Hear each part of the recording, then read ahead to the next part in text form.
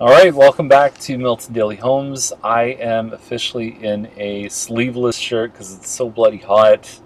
I am in the car actually, so I've got the iPad here, and I guess that's one of the advantages of trying these episodes out on the iPad is that we can actually do this from anywhere, and so remote locations is fair game. So we have 17 listings today. And so the first one, tight court, 1278 square foot moonseed. They come in a 3 bedroom and a 2 bedroom. This is two. What I like about the two is the rooms are just larger. The three is pretty tight. Now you have one on Dairy Road here that is a little bit bigger. Same price. You have an $89 a month common element fee. So it's not a condo. The house isn't a condo, but the road that you get access to the home with is a condo. And there's two costs there. It's snow removal and garbage removal, which is there strictly because the roads aren't wide enough. So the other home is on a subdivision road. This one is in a small townhouse development, maybe 120 townhouses here. So I don't see a lot of value add for paying the extra $90 a month. I think a lot of people were caught off guard when they bought from Mattamy, so that's unfortunate. But $90 a month is like paying $20,000 extra. So I look at this one and say this is almost like a 489 home at what they're asking. So unless you really like the layout of this one, I personally would definitely jump over to the other. So we've got Rose Heath here. It's listed as a link. The two kinds of links are usually underneath the ground links, so the basements are linked, or you've got non-interior walls that are linked too. So I don't know if maybe the one on the right hand side there is the link, or whether or not it's the one. Oh, whether or not it's the one right between the houses there. So I think what happens when I zoom in too much on the iPad, I get this weird reload kind of thing. It's very nice inside. It's got a lot of good upgrades. Now, don't get sucked in by the fancy light fixtures too. Check the baseboards, check the flooring, check the construction, the quality of work, how the baseboards are put in. That's what you get when you buy the home. You don't get all the fancy furnishings or anything like that. Uh, well, you get the light fixtures, but anyway, that just make sure that you're buying the house for what it is to you and not all the fancy stuff inside. 1458 square foot linked home. I just don't know where it's linked. Ambrose is an Emery model to 1370 square feet. It's probably not that far off on price. I'll skip through. I'm not gonna. I try not to talk about every one of them.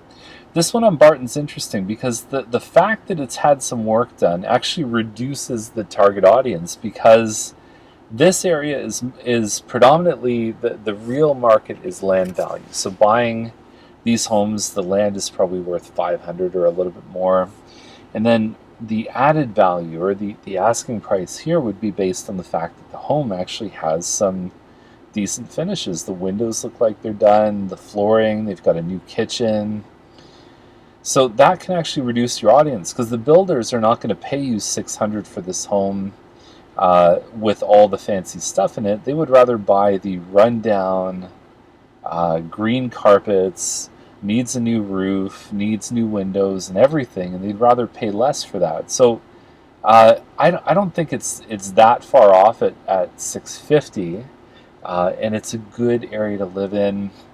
We've seen, I mean, we're pretty close to selling the one on Pearl for a lot more than this. There was one over on Heslop that was listed in the sixes, ended up selling in the sevens, very, very nicely renovated. So 66 by 134, that's the classic Old Milton lot, and I do think they've got a chance at selling for this price, maybe even more. But the target audience is not the same as the one that comes out for 520 and looks like crap. Zimmerman was 675 last week. They didn't get the offers they liked, I guess, and so now they've listed for 687.5. It's about a 1,900 square foot home. Nice big lot, 110 foot deep lot. It's the kitchen is small, so you've got a double garage, which is good. You've got decent sized rooms upstairs, but the kitchen is kind of tucked away in the corner, and it's a tough sale with that kitchen back there, and it's not 2,000 to 2,500 square feet. It is not. That's a mistake. So don't believe everything you see in a listing. This one on Deacon is probably a 9-iron shot away from the Zimmerman one. Same builder, Sundial. Single garage, but double parking, which is probably the next best thing to a double garage. The home is only about 1,700 square feet, but that's the money shot right there. They've spent a lot of money in the kitchen. That is not a Sundial kitchen. So it's not huge. They put some work into this one. They've got a finished basement too. So there's your trade-off. Do you have... The homes really are only about 100, 150 square feet difference between the two of them. This one's single garage for more money, or you get your double garage with kind of a basic home that needs some work and a very small kitchen. This one obviously has a better kitchen than Zimmerman. Nice steep lot here again. 108 on this one, 109 on the other one. Standard Mattamy lot, 2 streets away from here, is about 80 feet. So 30 feet more for you and 30 feet more for the neighbor behind you, which means you essentially have 60 feet more of privacy. Fox Crescent and Dempsey, $699 for a double car garage. Could be a good deal. We've got Ellsworthy, which is actually smaller than Fox. This one on Clark is absolutely beautiful. It might be the pick of the day here too. This is the same model that's listed over on Kelman Court. Lots of very nice finishes. And I would say that this one, as much as I like Kelman and it shows well, this one I think beats it inside. It's got the higher ceilings. It's just a really well done home. They've put a lot of money into this one through the builder and probably not through the builder. And you've got your finished basement here too. So don't expect this one to last long. It is less than 2,000 square feet. I think it's like 1,900 square feet. They say it's 2,000, but I think that's the basement that they're including. Again, not the best way to list a home. The true square footage does not have basement square footage listed.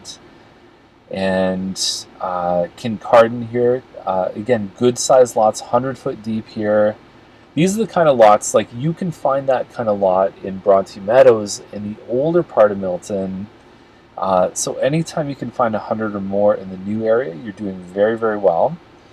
And then we've got Crozier Crescent, 3,000 square feet, facing a park, unfinished basement. There was one over on Somerville, didn't face a park, but I would say it's a similar quality street. 2,850 with a finished basement, sold for $920, and they had a better kitchen than that one there. So I think what they're expecting is the value of the park is really going to boost this one up. And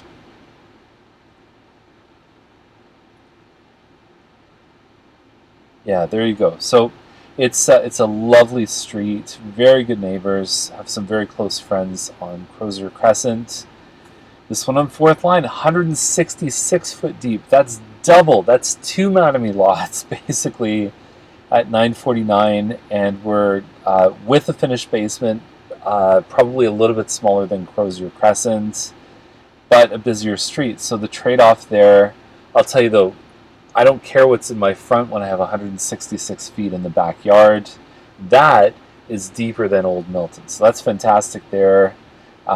Inglis is over in Churchill Estates, in-ground pool, 1.3752. I'll let you look at the link yourself. That's the episode for the day. Hope you enjoyed it. We'll see you again tomorrow with more Milton Daily Homes. Thanks for watching.